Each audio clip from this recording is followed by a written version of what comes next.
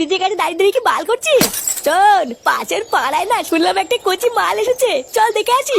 I ধুর মারা, শুধু কথায় কথায় কচি মাল। উদার মাল দেখতে একটু শান্তিতে দাঁড়িয়ে আছি, তারও উপায় নেই। তুই যা মারা যা, আমি যাবো না, আমার অনেক কাজ আছে। ব্রিজ থেকে ঝাঁপ দেবে? নে মারা, ফাটার আবার কি হলো? ব্যাপারটা তো ঠিক ভাল লাগছে না। ও গাল মারে গিয়ে যাই, আমি কি ঘুরে আসি।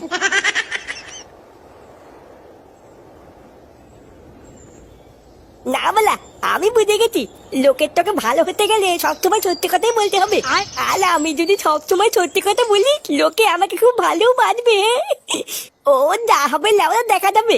আমি এখন থেকে শুধু সত্যি কথাই বলবো।